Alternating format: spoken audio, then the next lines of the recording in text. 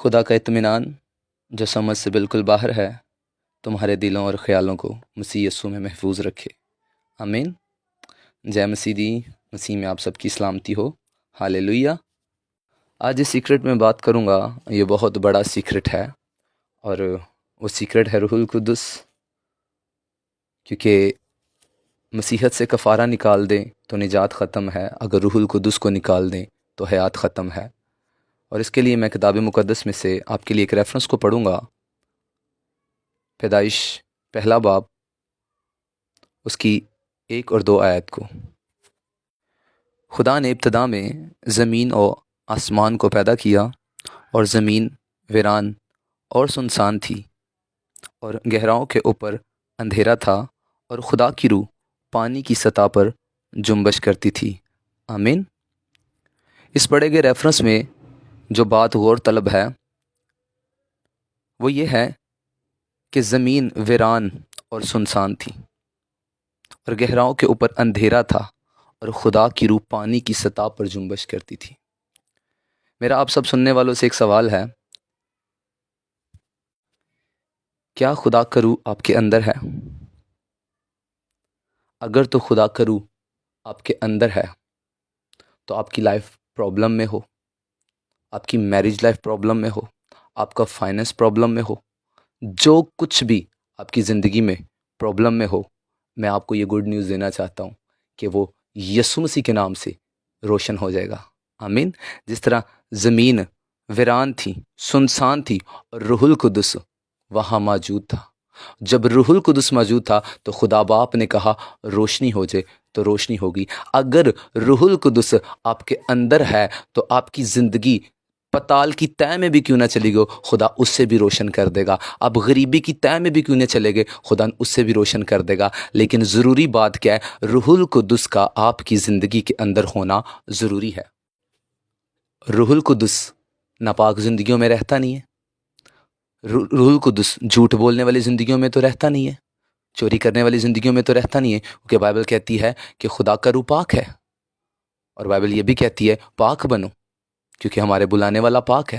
تو اس لیے اگر آپ کو روح القدس کو اندر رکھنا ہے تو آپ کو جو خدا کی ہیکل آپ کا بدن ہے، آپ کو اس کو بھی پاک رکھنا پڑے گا۔ اگر آپ جھوٹ بولتے ہو، چوری کرتے ہو، چگلی کرتے ہو، غلط دیکھتے ہو، غلط ریلیشن شپ میں ہو، تو آپ کو ان سے الگ ہونا پڑے گا، تب خدا کا روح آپ کے اندر رہے گا۔ اور جب خدا کا روح آپ کے اندر رہے گا تو آپ کی لائف کیسی بھی کیوں نہ ہو وہ اسے روشن کر دے گا، ہالےلویا۔ جب ہم بائبل مقدس میں سے دیکھتے ہیں داؤد کی زندگی کو، تو جب اس نے گناہ کیا، جب اس سے غلطی ہوئی، جب اس نے ہتی حوریہ کی بیوی کے ساتھ زناکاری کی، اور اس کے بعد اس نے اس کو ہتی حوریہ کو مروا دیا، اس وجہ سے خداوند اس سے ناراض ہوا، اور اسے کیا کیا؟ اسے پھر سے وہی زندگی کا جو سفر جس کو اس نے پورا کر کے وہ بادشاہ بنا تھا، پھر سے اس کی زندگی میں آیا۔ لیکن جب ہم زبور 51 اس کی 11 آیت کو پڑھتے ہیں تو اس میں داؤد ایک بہت خوبصورت بات خداوند سے کہتے ہیں، وہ یہ کہ مجھے اپنے حضور سے خارج نہ کر، اور اپنی پاک روح کو مجھ سے جدا نہ کر، ہالےلویا۔ داؤد نے کیا کہا؟ مجھے اپنے حضور سے خارج نہ کر، اور اپنی پاک روح کو مجھ سے جدا نہ کر، کیونکہ وہ جانتا تھا کہ جس مقام پر وہ آیا ہے اس پر وہ روح القدس کی مدد سے پہنچایا گیا ہے۔ اگر وہ 66 لڑائیاں لڑ کے 66 ہی جیت جاتا ہے تو اس کے پیچھے وجہ کیا تھی؟ اسے پتہ تھا وہ روح القدس ہی ہے۔ وہ جانتا تھا میں بھیڑ بکریوں کو چراتا تھا، اور آج اسرائیل کی بادشاہت میرے پاس ہے، میں اسرائیل کا بادشاہ ہوں، تو وہ جانتا تھا اس جگہ پر لے کر جو مجھے آیا ہے وہ روح القدس ہی ہے۔ اس لیے وہ خدا سے کہتا ہے مجھ سے سب کچھ لے لے، مجھے اپنے حضور سے خارج نہ کر، کیا کر؟ مجھے کبھی بھی روح القدس کو مجھ سے الگ نہ کر۔ یہ اس کی پریئر تھی۔ اس نے یہ نہیں دیکھا کہ مجھ سے کیا چلا جائے گا۔ جب سب کچھ اس کی زندگی میں تھا، روح القدس نہیں تھا تو اس کو فیل ہوا۔ لیکن آج لوگوں کے پاس سب کچھ ہے لیکن روح القدس نہیں ہے، لیکن لوگوں کو فرق نہیں پڑتا۔ میں آپ کو بتاؤں، اگر روح القدس آپ کی زندگی میں نہیں ہے تو آپ پرابلم میں ہو، ایسے پرابلم میں ہو جس طرح ایک یتیم پرابلم میں ہوتا ہے،